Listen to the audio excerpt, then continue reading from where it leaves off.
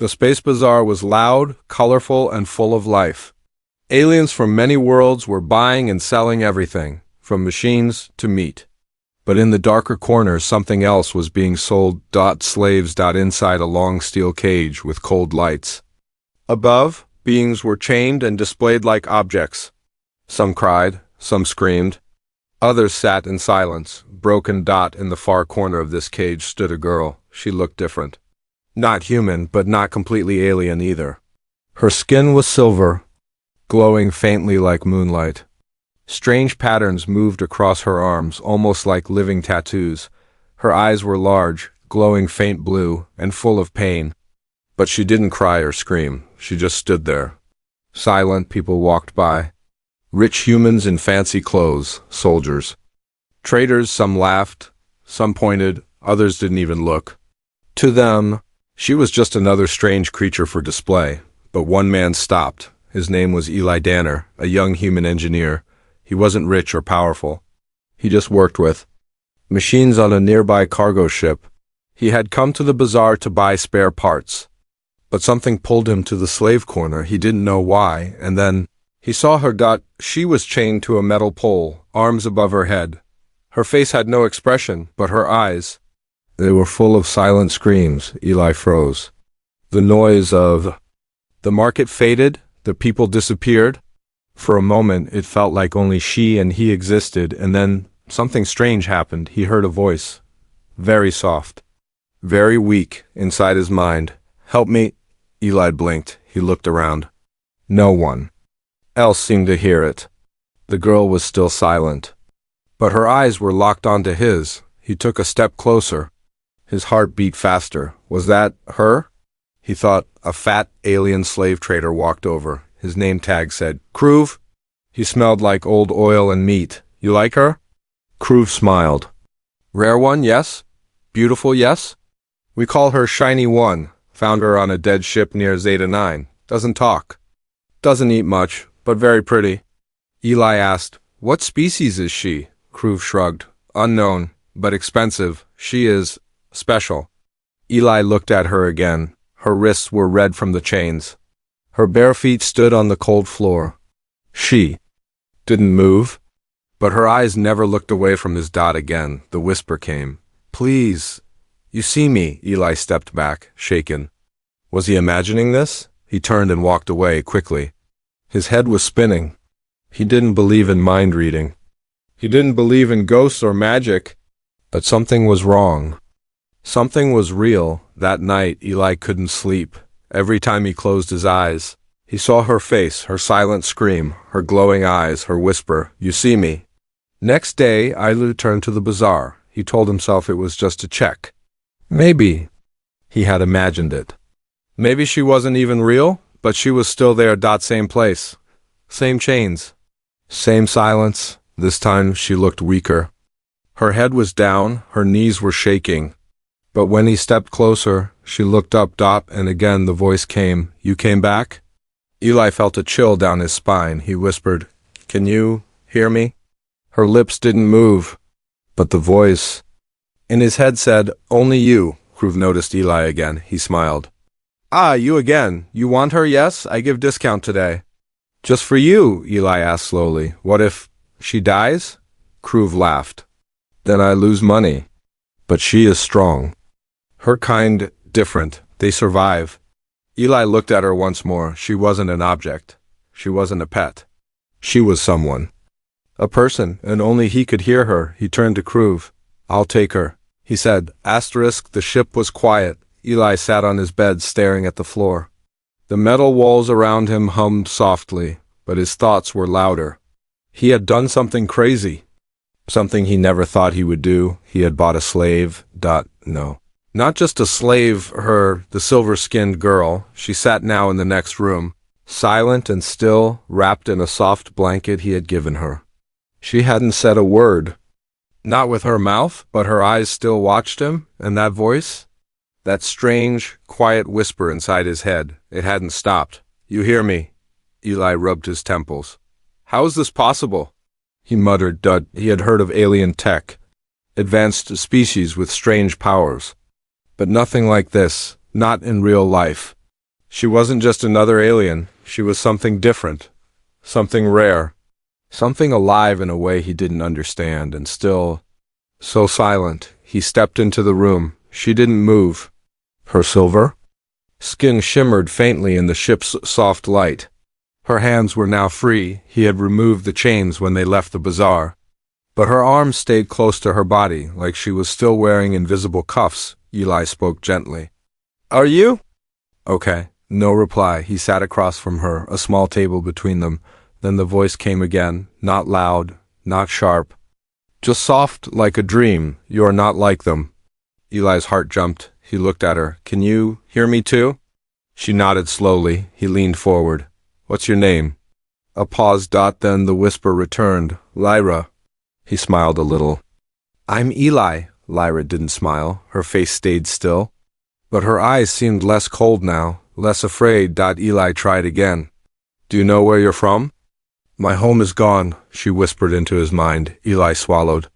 "What happened?" A short silence. Then came the images. Not words. Not full thoughts. Just feelings. Flashes. Fire. Screams. Ships falling from the sky. A palace burning. Chains. Eli pulled back. His breath was short.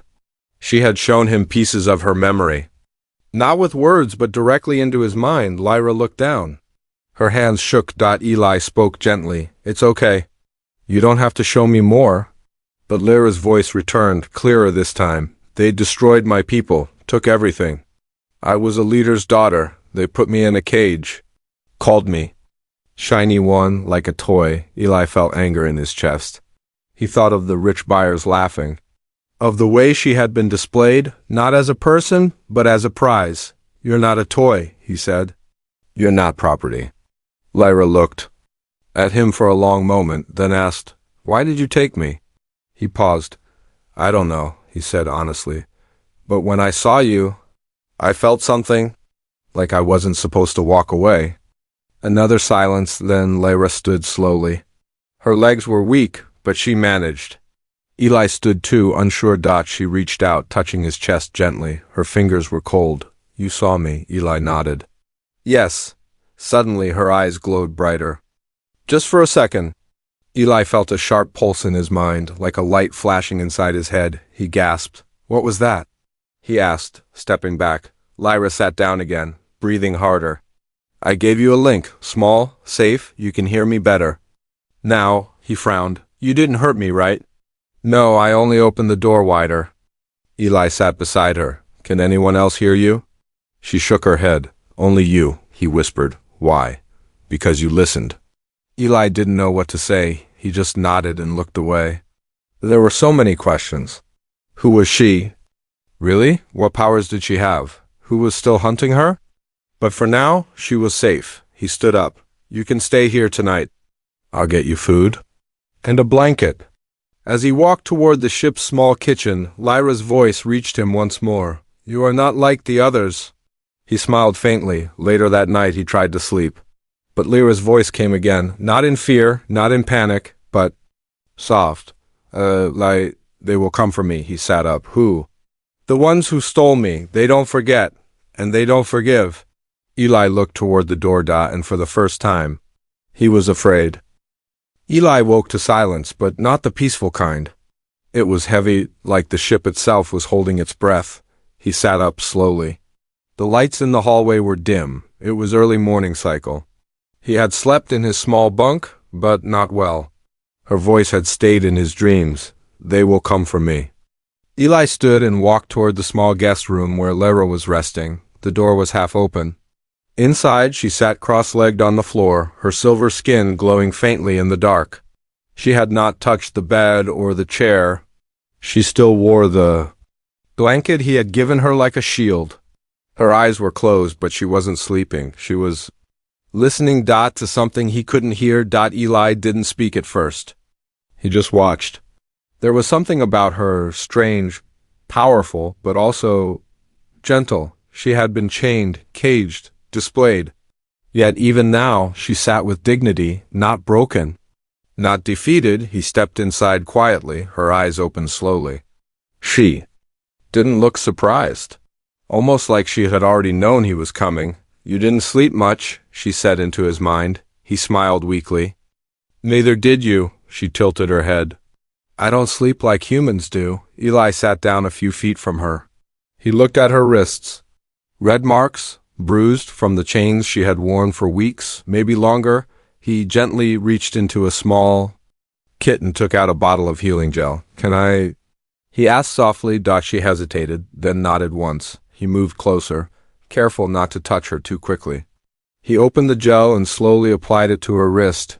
Her skin was cool, smooth like polished stone, but soft like silk. She didn't flinch. Does it hurt? He asked. No, it feels kind. Eli said nothing for a moment. Then he asked, Do you remember what they did to you? Lyra's voice was quiet in his head. I remember everything. A long silence passed between them. Eli looked down. Why didn't you fight back? She looked at him. I couldn't. My energy was blocked. They used drugs. Machines that cut off my thoughts. Your thoughts? My power is inside my mind. But they put walls in it. I was trapped inside myself. Eli stared at her. So you're telepathic? That's how you speak to me? Lyra nodded. Eli leaned back, trying to understand. Why me, though? Why can I hear you? She paused, then said, You were open. Most humans are loud inside. Angry, greedy, empty. But you listened. You felt pain mine. That opened the door. Eli looked at her again. He didn't feel special. He wasn't a hero or soldier. He was just an engineer.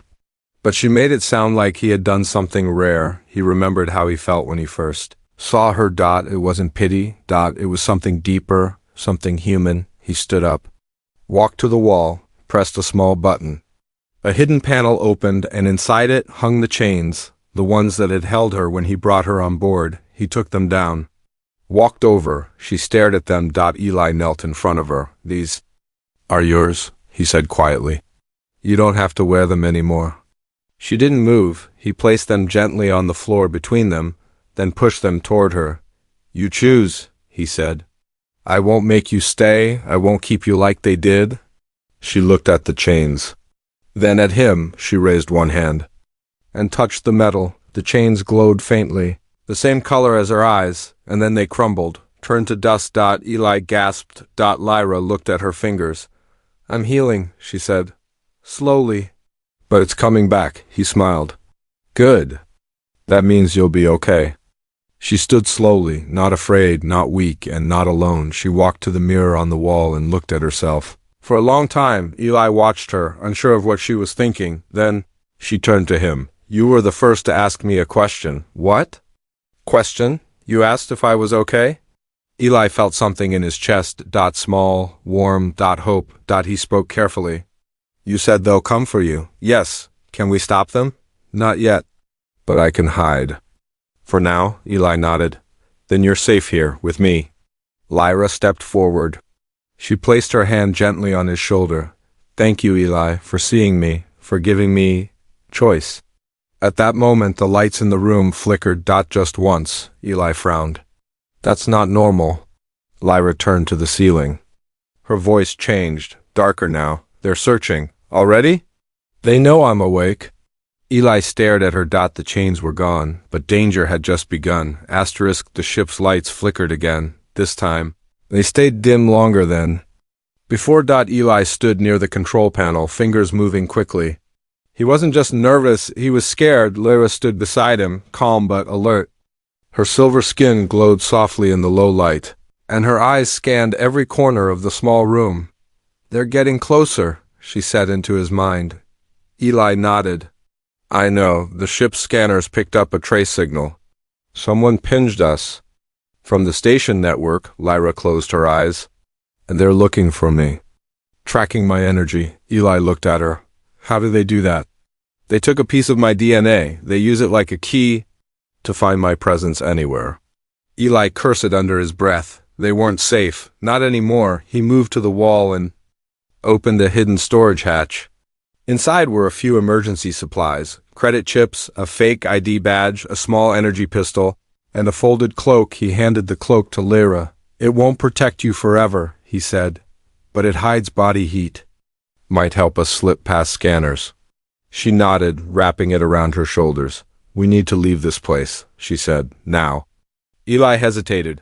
I agree. But if we run without a plan, we'll walk straight into their hands. Lyra looked at him closely. You're not just a mechanic, are you? He sighed. I was. But during the war, I worked on covert ships. Built stealth drives, hacked scanners. I know how they hunt people. Then help me disappear? Eli opened a second panel on the wall, revealing a glowing map of the nearby space station. They were docked at Bay 9 on the lower levels. Cargo ships and black market sellers surrounded them. Eli pointed to Bay 2, a secure hangar used by supply drones. If we reach this area, we can slip out through the maintenance tunnels. No scans, no guards, Lyra asked. How far is it? 15 levels up, he said, and we'll have to pass the market. Suddenly, a sharp beep came from the control screen. Incoming message. Commander ARD, and Eli's blood turned cold. He tapped to open audio only. A harsh voice filled the room. Eli Danner, this is Commander Arden. You've been flagged for suspicious activity. We traced an unauthorized purchase at the bazaar. You're ordered to report immediately. Eli didn't respond. The voice repeated. Eli, if you don't come in, we'll come to you. Then silence. Lyra turned to him. They know you helped me, Eli nodded. He was my former CO, cold, loyal to the system, no compassion. He will hurt you to get to me. I know. For a moment the silence was heavy again. Then Eli stood tall. We move now. They packed quickly. Lyra stayed close, quiet and watchful. As they left the ship, Eli tapped into the station's old maintenance system, using a hacked access card. A hidden door opened, leading into dark, narrow tunnels. They walked fast. Pipes hissed above them. Shadows moved on the metal walls. Suddenly, Lyra stopped. Someone's ahead. Eli held up his hand, listening. Footsteps, multiple, he whispered. Guards, 2 of them, scanners in hand. Lyra placed her hand on a nearby pipe, closed her eyes, then whispered, lights out. All around them, darkness. Total black. Eli grabbed her hand. This way. They moved quietly. In the pitch black, Lyra's skin gave off a soft glow, just enough for Eli to see where they were going. They passed the guards. Barely. Once safe. The lights returned. Eli exhaled. That was close. They reached the last tunnel near Bay 2, but before they stepped through, a door slammed shut. From behind them came boots. Soldiers. And standing at the front, Commander Arden himself, gray uniform, sharp jaw, cold eyes. Eli Danner, he said, raising his weapon. You've broken serious laws. Step aside and surrender the alien. Eli stood firm. She's not an object. She's not property. Arden sneered. She's a Class Zeta. Life form, unknown species, dangerous potential. She doesn't belong to you or anyone. Lyra stepped forward. I don't belong to you either. Arden froze. He heard it. Her voice, in his mind, he fired, but the shot curved, missed completely. Lyra's eyes blazed. She raised her hand, and the gun shattered in Arden's grip. The guard stepped back, afraid. Eli grabbed her hand. Now! They jumped through the emergency hatch into Bay 2. Alarms blared behind them. Inside the hangar, Eli spotted an old transport drone. I can hotwire it, he shouted. Lyra turned, blocking the doorway with a pulse of light. Eli worked fast. Sparks flew. The drone's engine hummed to life. Get in, he yelled. Lyra leaped inside. The door shut. As the drone lifted, she looked out the small window. Arden stood in the hangar below, watching. He will come again, she whispered. Eli set coordinates for a moon far from any station. Let him, he said. We'll be ready. The stars outside the small drone ship drifted like glowing dust. Eli sat at the control panel, hands steady but mind racing. Lyra sat across from him, her silver skin dull from exhaustion. She hadn't spoken in hours, but her mind was still linked to his. Not with words, just feelings, uneasy, alert, worried. We are not safe yet, she finally whispered. Eli nodded. We're heading toward a mining moon. No scanners, no patrols. Just rock and silence. We can hide there. But Lyra's eyes remained distant. They will search? They always do. He turned to her. You need time to rest, to heal. You said. Your powers are returning, yes, but not fast enough. She lowered her head. For the first time, Eli saw something new in her expression. Doubt, fear. He moved closer. You don't have to do this alone anymore. I'm here. We'll get through this. She looked at him. You are different, Eli. You're not like the others. He smiled softly. Maybe because I've seen too much. Or maybe I just know how it feels to be forgotten. The ship's alert light flashed suddenly. Incoming transmission. Unknown SOURC, Eli. Tapped the screen. A face appeared. It was Ray, Eli's old crewmate, hacker, smuggler, and once his friend. Eli, Ray said, voice sharp. You've made some noise. Everyone's looking for you. Big bounty on your head and on hers. Eli leaned in. I need help. We're being hunted. I need a clean ID, fuel cells, and silence.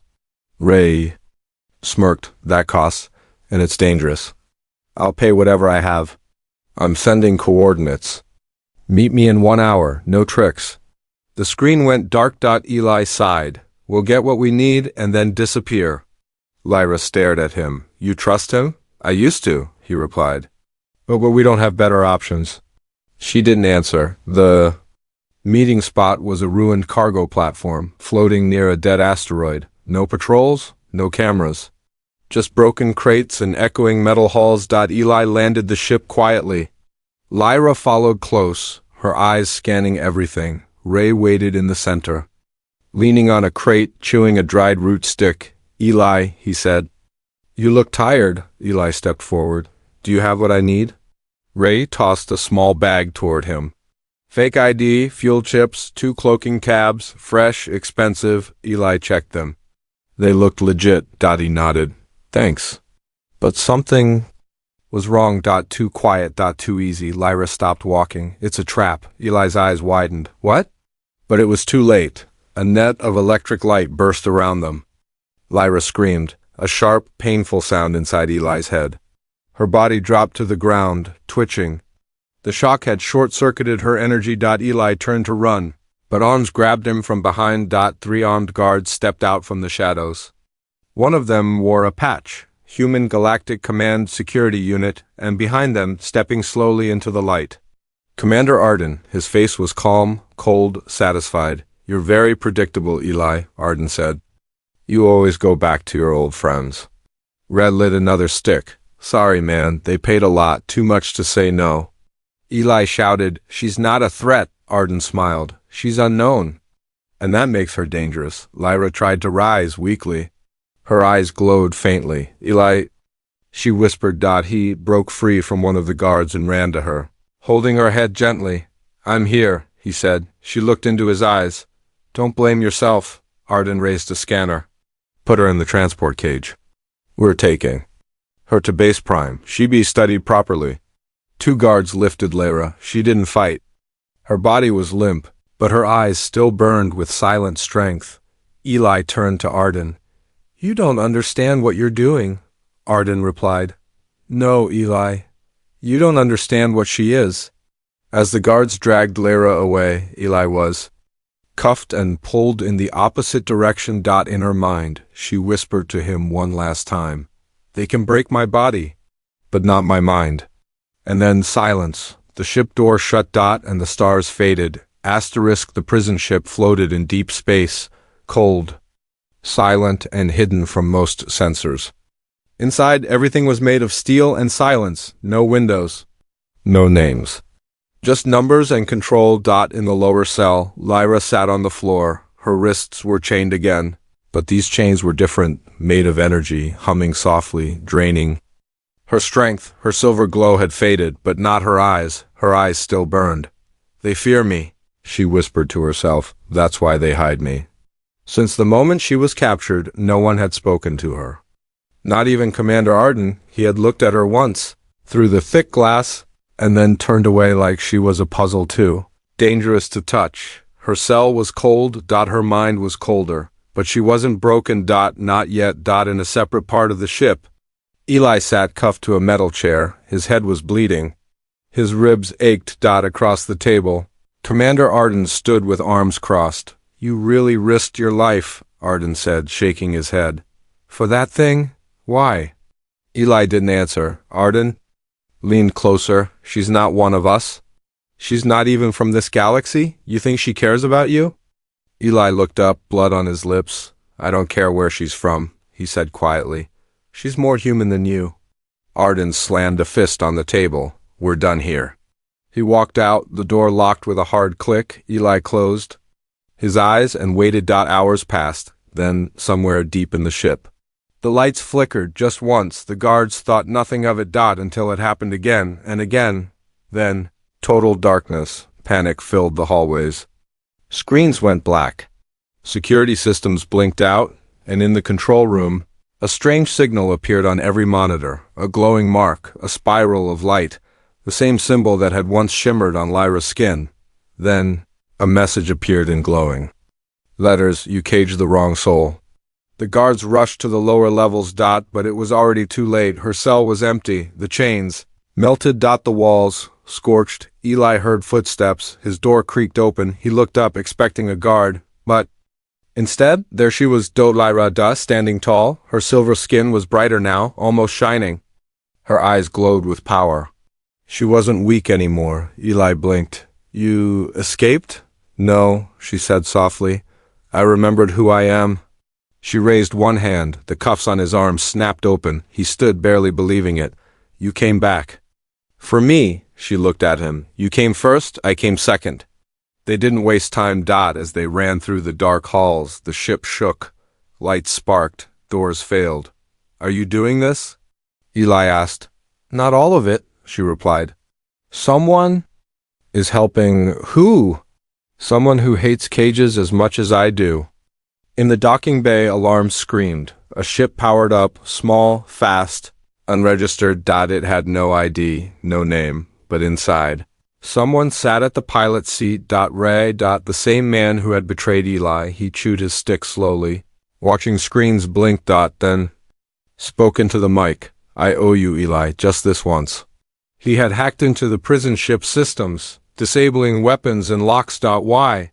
Even he didn't fully know. Maybe guilt, maybe survival, or maybe deep down, he had seen what Lyra truly was and didn't want to be her enemy. Eli and Lyra reached the hangar. Guards waited. Guns raised. Arden stood at the front again. Don't take another step, he shouted. You won't get off this ship. Lyra stepped forward. Her glow pulsed. I don't need to run.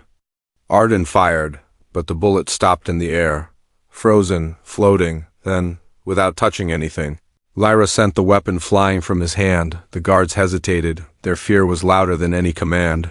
Eli looked at them. She could have hurt. She didn't think about that. None of them moved. Eli and Lyra stepped past them. Ray opened the hatch from inside. Move fast, lovebirds. This party's getting loud. They jumped in. The hatch shut. And the stolen ship launched. Minutes later, the prison ship disappeared behind them. They flew into deep space, away from war, away from chains. In the silence of the stars, Lyra sat quietly, looking out the window. Eli joined her. He asked, What now? She turned to him. Now, we find others like me, others who are still locked, still forgotten. Eli nodded. I'll help, he said. She placed her hand over his. You already are. The stars stretched wide and endless across the dark sky. In the center of this silence, a stolen ship drifted gently through the edge of deep space. Inside, Eli worked alone in the control room, eyes focused on a small screen he had been building. Something, not a weapon, not a tracker, but a message, a story, a truth. Lyra stood behind him, watching in silence. Her glow had softened. No longer a warning light, but a warm one. She was healing, slowly, and her energy was calmer now. Stronger in a different way. Eli turned to her. It's ready. She stepped closer. What is it? She asked. A broadcast. It will go out across free space, through shadow networks and pirate satellites. Anyone listening will hear it. Lyra tilted her head. Why? Eli looked at her, really looked at her. Because too many people still think your kind should be silent. Caged. Forgotten. If even one person hears the truth and sees what I saw in you, maybe the galaxy will begin to change. Lyra placed a hand on his shoulder. You believe in them? She asked. Humans? Eli paused. Some of them, he said. Not all, but some. The ones who remember what it means to care, to fight for more than control. Lyra nodded. Then let them hear. The message began across a dozen systems. Hidden satellites blinked. Old radios picked up a strange signal, and across ships, cities and colonies, people heard a voice, Eli's voice. He didn't speak with anger. He didn't speak like a hero. He spoke like a human, tired, honest, clear. My name is Eli Danner. I'm a ship engineer, not a soldier, not a leader. But I saw something the rest of you ignored. I saw a girl in chains. She wasn't screaming, she wasn't fighting, she was just silent, but her eyes told a different story. She's not human. But she's not a monster. Her name is Lyra. They called her a threat. A tool, a specimen. But she's more than that. She's a mind, a soul, a life. And someone needs to say it. Not everything different deserves fear. Not every unknown needs to be broken. If we keep building cages, we'll forget what freedom even means. If we stay blind, we'll never see what we could become. The message ended. Silence returned, but the signal kept repeating, bouncing, spreading, refusing to disappear. Back on the ship, Lyra watched the stars. She could feel something changing, not just outside, but inside. They heard it, she whispered. Even if they pretend they didn't, they heard it. Eli smiled. That's enough. Days passed. They traveled through quiet systems, helping where they could, freeing one slave here, hiding another there. No big battles, no armies. Just quiet resistance, one person at a time. Lyra's power grew stronger, but she used it carefully. She didn't destroy, she guided. She healed. She became a shadow in the stories. Some called her a myth, others called her a threat, but in hidden places, in whispered corners, she had another name. The voice that was heard, one evening, as the ship floated near a quiet moon. Lyra called Eli to the deck. She was holding something, a small device, shaped like a crystal. She handed it to him. What is it? He asked. A memory, she replied. A part of me. I don't know when we'll be separated. If they catch us, I might disappear, but this will stay. It holds everything I've seen, everything I felt. Eli held the crystal. It pulsed in his hand, warm. She touched his chest gently. You were the first human who saw me. The first who asked me if I was okay. That changed everything. Eli didn't know what to say. He wasn't used to being anyone's symbol. I just did what I thought was right. That's why it mattered. That night, Lyra stood outside the ship on the moon's surface, looking at the stars. Eli joined her. He asked, Do you think they'll ever change? She looked up. Not all of them, but enough. A soft wind blew across the empty ground. Eli placed the crystal inside a container. Then he buried it under a stone. What are you doing? She asked. Leaving a seed, he said. For someone? To find later someone who needs hope. She smiled, then turned her face to the stars and whispered, We're not finished.